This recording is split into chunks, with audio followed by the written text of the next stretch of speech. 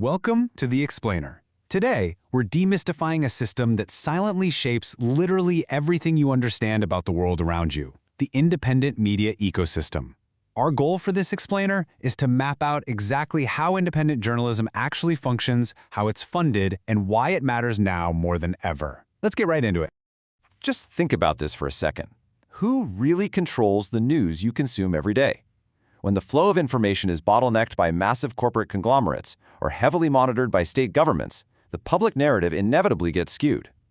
Whether it's to protect shareholder profits or to push a specific state agenda, traditional media often faces immense pressure to just silence certain stories. So, who's left to tell them? Section 1. The independent media landscape. Okay, let's dive into this macro picture. By definition, independent media means news organizations that are completely free from government, corporate, or political control. They aren't out there trying to appease restrictive corporate advertisers or state actors. Instead, their financial lifeblood comes from you, reader donations, community funding, and philanthropic grants. And it's exactly this financial independence that allows them to pursue really complex, high-impact, and often dangerous public interest journalism without fear or favor. To make this concrete, let's look at three massive global players. At the top, we have the ICIJ. That's the International Consortium of Investigative Journalists. Their scope is honestly staggering. They collaborate with over 280 journalists in more than 100 countries to process enormous data leaks, like the famous Panama Papers, exposing massive financial crimes. Next up is the OCCRP, which zeroes in on organized crime and political corruption across Europe, Africa, and Asia, tracking the flow of dirty money. And then we have Agência Pública, Brazil's leading independent investigative outlet, fiercely focused on human rights and environmental destruction in the Amazon. These guys aren't just running small blogs, they are absolute investigative powerhouses. Section 2. Europe's cross-border networks. Taking a macro to micro approach, we zoom in from the global stage to Europe. The European media landscape is pretty unique because it's highly fragmented by language and national borders. To bridge those gaps, the European Cultural Foundation supports three specific, really cool initiatives. Step 1 is media activism, which builds networks of young media makers to foster inclusive media around urban issues. Step 2, Summer of Solidarity, uses collaborative slow journalism to share human stories continent-wide. And Step 3, Europe Talks, actually matches citizens of entirely different political opinions across Europe for one-on-one conversations. Together, these steps represent a blueprint for a networked European media model that's specifically designed to challenge growing political polarization. A huge cornerstone of this cross-border collaboration is NOST. They're a powerful network of 500 correspondents, photographers, and editors working to break through national media bubbles. Based in Berlin but heavily focused on Eastern Europe, NOST connects journalists physically and professionally across the EU and neighboring countries. By driving cross-border and multi-perspective reporting, they help integrate the European media space, which is absolutely critical for covering transnational issues accurately. Section 3. Inside Euractiv's media empire. Now, what's really interesting about this is putting Euractiv under the microscope as a prime case study. To truly understand how an independent outlet scales up and sustains itself, we can just trace Euractiv's evolution. They started back in 1999, founded by entrepreneur Christophe Leclerc in Brussels, basically to fill a massive void in dedicated European Union policy coverage. By 2002, they began a major multilingual expansion, launching a German edition, and eventually grew to publish in 12 European languages. Then a major milestone hit in 2023. Euractiv was acquired by Mediahuis, a Flemish-Belgian media conglomerate. This acquisition marks a fascinating shift, integrating an independent EU-focused outlet into a larger corporate portfolio while they continue to maintain their operational independence. And instead of trying to cover literally every breaking news story under the sun, Euractiv zeroes in on 8 core policy hubs, ranging from agri-food and energy to technology and transport. This intense specialization allows them to target a very specific audience of EU policymakers and stakeholders. Recently, they've leaned heavily into this by launching premium subscriptions like Euractiv Pro, which is specifically designed to offer daily news and policy monitoring tools for EU professionals.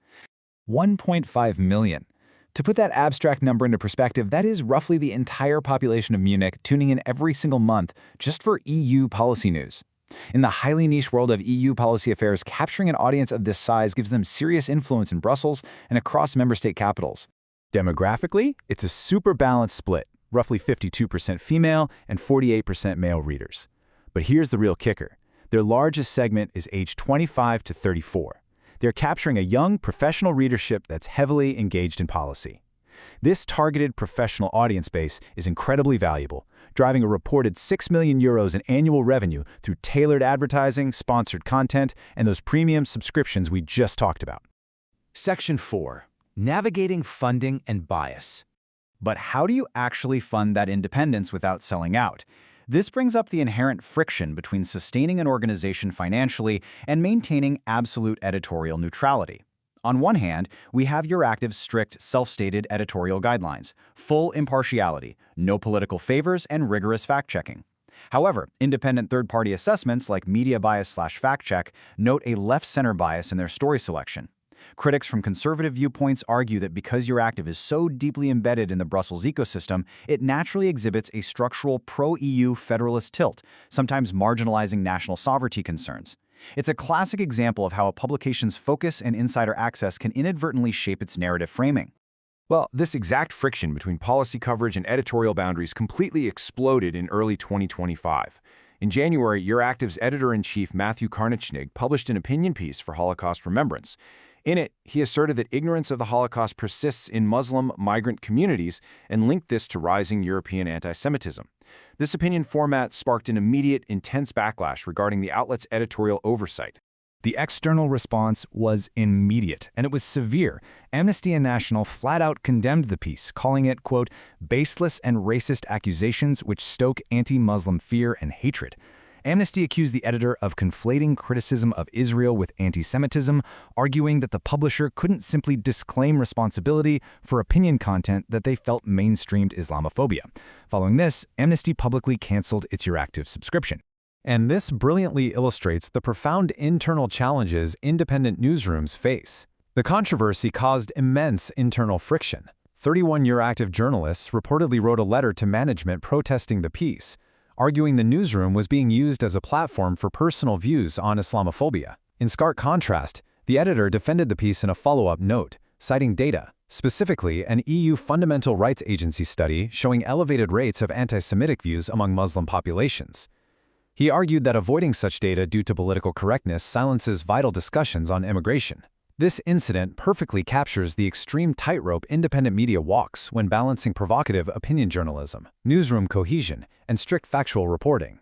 Section 5. The fight for free press.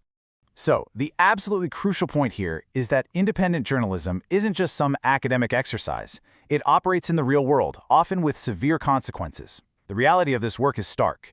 In July 2025, the Russian government officially declared the NIS Journalism Network, that's the network of 500 European correspondents we discussed earlier, an undesirable organization. This isn't just a label, right? It's a legal weapon. It effectively bans their operations within the country and places severe legal threats, including potential imprisonment, on anyone collaborating with them. This highlights the absolute geopolitical stakes of free reporting. Authoritarian regimes recognize the power of independent cross-border journalism, and they actively use state legislation to crush it. We've seen how independent media exposes global corruption, bridges polarized societies, and faces down both corporate bias and authoritarian censorship. But they literally cannot do this without support. So, I will leave you with this question to chew on. As independent media fights for survival, how will you fund the truth in your own media diet? Whether it's subscribing to an outlet, donating to a collaborative network, or even simply sharing heavily researched articles over algorithmic clickbait, the choice of what survives in our information ecosystem is ultimately up to us. Thank you so much for joining me for this explainer, and remember to always keep questioning what you read.